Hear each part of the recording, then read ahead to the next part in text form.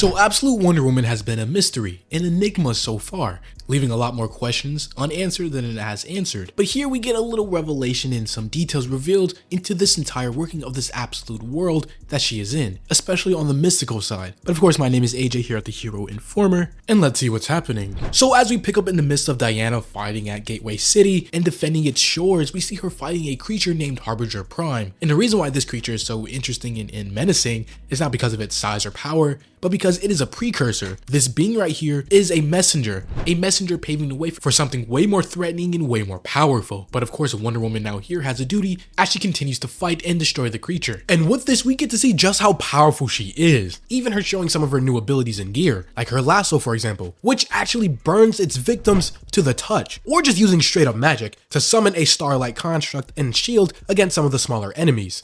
Which, in my opinion, is pretty cool to see her go beyond her normal fighting style that we are used to seeing, like just using fist, sword, shield, whatever else. But with her new abilities and versatility, we see her continue to just wreck house, as she even issues a warning to the giant creature, telling it to retreat or face your doom here. And here the creature goes on to say something that we truly don't get the full meaning of till a little later on, but it says, if it retreats, that is its doom. Because as I have explained before, this giant creature here is just a messenger, meaning whoever he is paving the way for is a much bigger, badder, more powerful threat. We then go on to see what her lasso can truly do, as here it's called Nemesis, and works a little bit like the Ghost Rider's penance stare, as when she rings it around the giant creature's neck, she tells it that once it binds to it, it will burn in proportion to its sins, meaning the more evil and destruction you have done, the greater the pain will be as it literally burns and he screams out in pain, with now the creature not only begging for release, but agreeing that it will now leave, or retreat to the best of its abilities. And with Diana accepting, she tells this creature to pass along a message to its master, saying this world is now protected by Diana of the Wild Isle, Princess of Hell, as the giant creature and the smaller ones all retreat back, with Diana seemingly saving the city for now, but she knows that is nowhere near the end of it. And with her starting to calm down and depower, her eyes turning from a very bright and powerful red to an equally bright and vibrant blue, showing she is no longer in her rage and powerful mode, we see her get approached by a certain individual behind her. And of course, with this being Wonder Woman, we find out this individual is none other than Steve Trevor, who it seems at this point in time they have some sort of a shared history. While it isn't fully explained and fleshed out,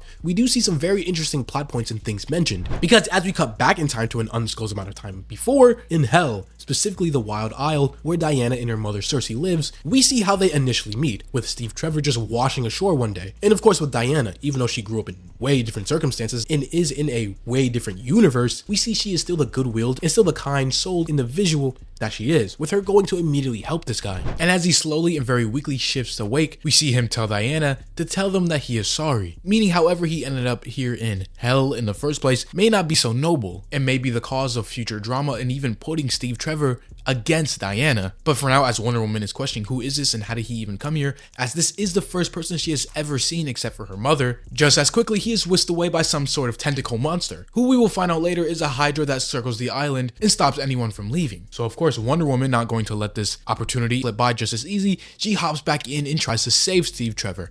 And she is successful in it, even bringing him back to where she lives and where her mother is so they can help him. And of course her mother, who I say in quotations, is really the infamous Wonder Woman villain Cersei, who in this case has adopted and raised Wonder Woman since she was a child. And of course with her not fully approving of the situation, she eventually caves in and helps Diana help Trevor. And eventually he wakes up, of course being confused about everything, where he is, how he got here. Through Wonder Woman he finds out that he is basically in Hell, which is more so just a very specific part of the underworld, but essentially still the same thing. And of course he freaks out thinking he is dead, but that isn't really the case, as yes, he is in this horrible and very, very deadly place, but he isn't dead yet. And so after a while he finally gets his bearings and decides to do a little investigating, and after making his introductions to her mother, he and Diana set off. And something very interesting to note and keep track of are their heights. As you see in comparison, Steve Trevor to Cersei here, he is a little ways taller, but cutting over to just Diana and Steve Trevor, we see they are of similar height, with even Trevor pointing this out himself, saying that she is very tall, and how yes, they might be very evenly matched in height, but Steve Trevor himself is also very tall, which in a grand scheme of things doesn't really matter at all, but I think it's something that plays into the fact of why Wonder Woman trusts him so much, as not only can she literally see eye to eye with him, but they also see eye to eye on very specific ideals. The best for all people being good-willed individuals,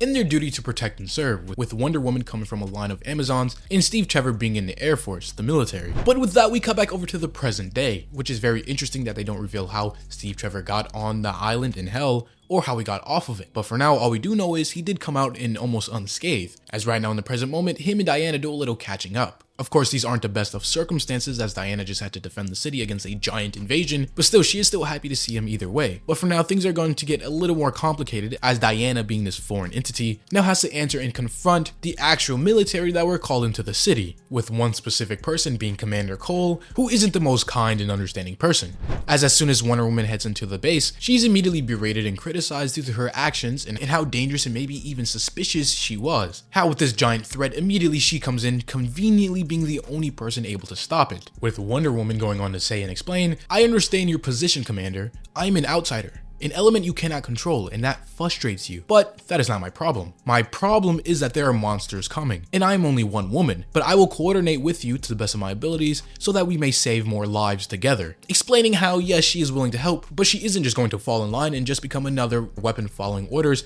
in the military's arsenal. And with her taking the initiative, she moves over to a map, not only asking how's the evacuation proceeding, but informing them that the giant creature that was just there was just a harbinger, a messenger of something even larger and more powerful to come. And whatever it is coming within the hour. And evacuating a giant modern city within an hour is a very tall task, to say the least. And of course, with this, Commander Cole still being on edge, just yelling and barking orders to everyone around, making the stress levels of this entire situation go up by at least like 10%. And of course, eventually his attention lands on Steve Trevor, who of course brought Wonder Woman here, with him even going on to tell Trevor, "If you won't play ball and listen, I'll have you court-martialed." And it seems like on this world, Steve Trevor is some type of big name hotshot, with the commander further going on to say, "The rest of the world thinks you're some kind of superhero figure, but I know you're just a man, and you can be court-martialed too." And now with Wonder Woman seeing this happen, and especially the someone that she cares more than the others, she steps in this time and essentially goes on to check the commander, telling him straight up what the situation is and what her issue is with him here,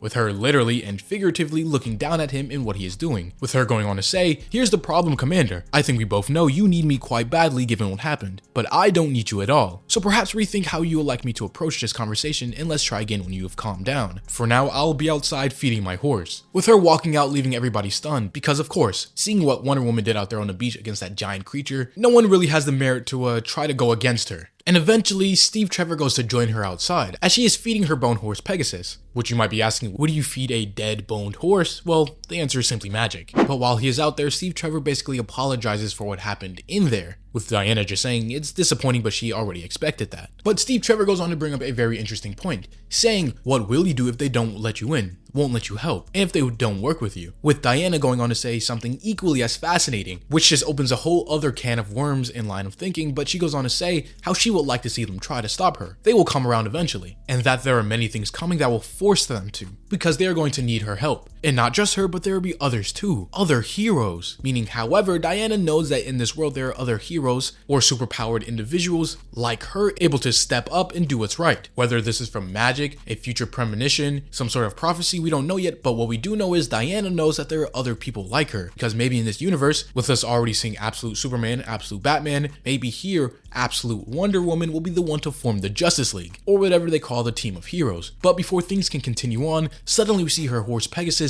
start to hear something as he thrashes around violently. And eventually Wonder Woman hears it too. She hears it first before Steve Trevor because she has way better hearing and senses than any normal human would, but it is a deafening sound, a screech, a warning, an arrival sound of something very large and very powerful, with it even going on to incapacitate all of the other humans and military there. But Wonder Woman being able to stand up, she walks forward until she gets visuals on it. And we find out this is all caused by a horrifyingly gargantuous sized beast, larger than any skyscraper, as it looms over the entire city, with Wonder Woman even saying, "Mother, protect me in this dangerous waters, for I have now seen the face of the Tetracide, and none who see it shall survive." It is literally death personified. And of course with Wonder Woman, even though she might be scared or doubting her abilities to fight this thing, she still has a duty. She isn't just going to give up, tuck her tail and run. She is going to confront this thing, confront death itself. As she goes on to tell the commander and Steve Trevor to make sure everybody gets evacuated, and how she will just buy them time. Because apparently this giant beast, the Tetracide, leaves nothing behind. It destroys everything. But we will see how Diana is able to even overcome this giant threat in the next issue as this one comes to a close. If you have enjoyed, leave a like, or subscribe if you're new and enjoy this type of content. As always, this was the Hero Informer, and thank you for watching.